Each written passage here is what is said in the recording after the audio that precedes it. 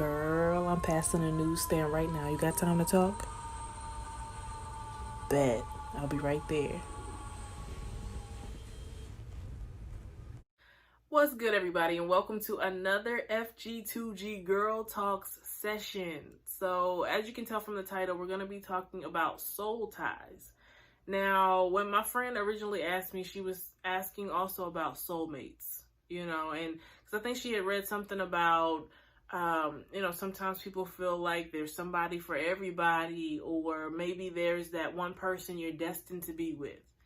And, I don't really, if I'm honest with myself, I haven't had like a healthy romantic relationship. So I don't have the experience to really speak on or have an opinion on it, but if you do, of course, feel free to, share that in the comment section, or I'm just saying, if you want to make a video on it and share your experiences and thoughts, I mean, that's what's up too. Like, tag me in it on social media. We would be very much appreciative of that.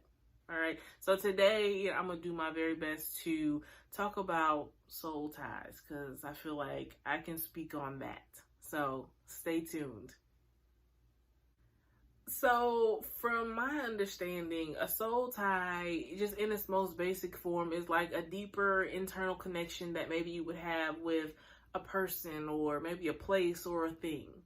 Okay, it's a tie that you have that you don't necessarily have everywhere and with everybody. It's something special. I guess special can be a lot of things. So, anyways, it doesn't have to be a bad thing though.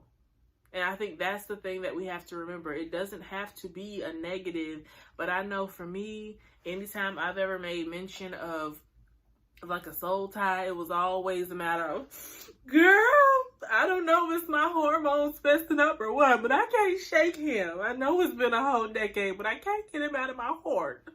Google, what is a soul tie? Alexa, Siri, what is a soul tie? It ain't gotta be all that. It could be a positive thing. You know what I mean? It's a connection. And think about it like this. I don't know how everybody's school was, but like in elementary school, we had like a spring sports day, field day, whatever you want to call it. And it was like track and field-esque activities, different relays, shot put, discus, blah, blah, blah. You can get ribbons and stuff. It was cool. But I think they would also have like a 3-leg race. I think that might have been one of the activity options. I don't know. But nevertheless, you know how that goes. You have a partner and one of your legs is tied to one of their legs, and you are off to the races and you have to work together.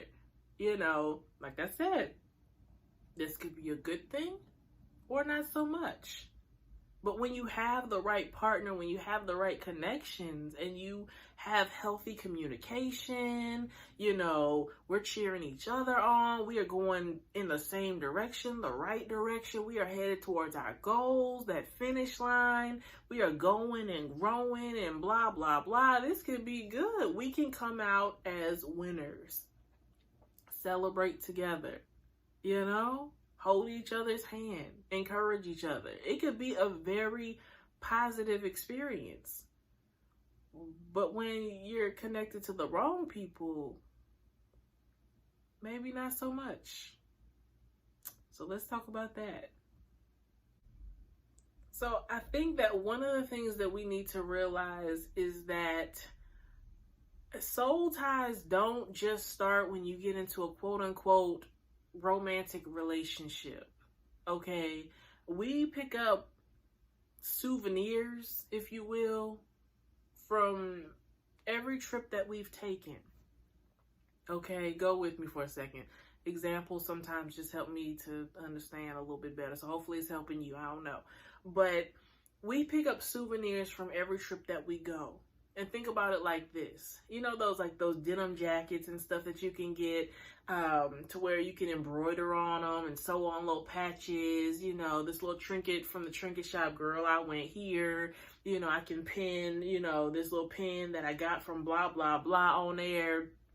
And before you know it, the more trips you take, you got a whole jacket, a festive little piece, you're like, girl, I went here, there. Ain't it cute? Ha! You cannot tell me nothing.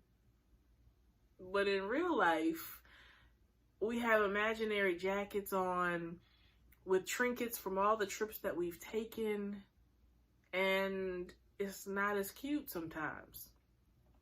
And if we're not careful, we realize that we didn't unpack the bags from all of those excursions. We got a fanny pack over there with some stuff in it. We got stuff on our jacket, and if we're honest with ourselves, when that cousin molested me, I don't know how that affected me. I feel like I'm okay. I'm not mad. I can see them and I'm not mad. And I feel like I'm okay. I'm good. But then it's like, when I found that pornography, I really started tweaking. Like, I was not okay because, from that moment, I was looking for it everywhere. Don't let me be in your house. I'm looking under mattresses. I'm looking in your bathroom drawers. And don't let me get on the internet. Oh, you got access to all that you would ever want to see. Let me travel down and look at, right beside this button, that verbal abuse or that physical abuse, that domestic violence. When those picture frames shattered up against the wall, when those punches were being blown to the wall, like, wow, I got a stain of anxiety on me, and over here on my sleeve, I have to sometimes admit to myself that sometimes I'm in the shower, and when I hear a noise, I'm like, is something going on?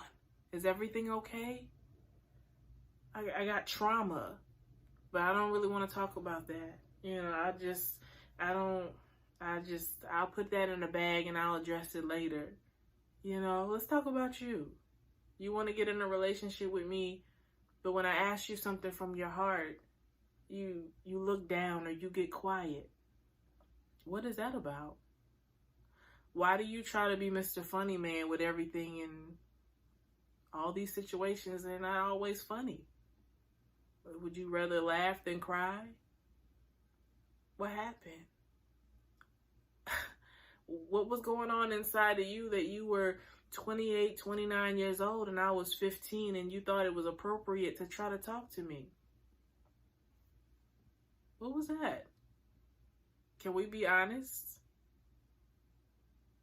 I know you said that, your pops used to fight your mom. What did that do to your insides? How did you process that? But this is stuff we don't really want to talk about. So we just put it in a bag. Got a fanny pack over there. Got a plastic bag in another place. Luggage, duffel bags. We just walk on past. Like we don't see it because we don't really want to address it. And it reminds me of that Erykah Badu song, Bag Lady. And because this could go either way. When she said, bag lady, you gonna hurt your back dragging all them bags like that. And one day he gonna say, you crowding my space. So pack light. I can't help but to think of it. Those are words to live by. Pack light. And the thing about it is, no, soul ties don't begin necessarily in romantic relationships. You pick up things along the way.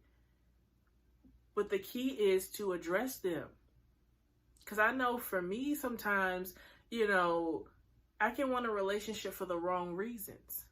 I can't fully appreciate the goodness that you bring because honestly, that's cool and all, but really, I just want you to help me to hold my bags. I need a little help. And that's not okay. Because if we're honest with ourselves, you wouldn't have to hold the bag if you would unpack the bag, sis, bruh. You wouldn't have to hold it and have other people holding your stuff if you would unpack it. And if we put things in their proper places, now you can take the big suitcase, put the little medium sized one in there, put the small one in there, zip it up, put it in its proper place, put your little toiletries away, you can fold your clothes up, you can organize, clean up, because you are not junk. Therefore, you shouldn't be staying in a junkyard. You know, and it's crazy how, you know, just figuratively speaking, but I guess on a real life thing, you know, once you've kind of cleaned up your room or cleaned up your house, clean house, you know, there's some things you just don't allow. You know, you be like, take your shoes off before you come in here. You drop that, pick that up, take that with you, throw that away. You know, once you clean up and, you know, you put things in their proper perspective and place, some things, like I said, you just don't allow. But you have to take time to do that. And some of us, we just don't want to do that.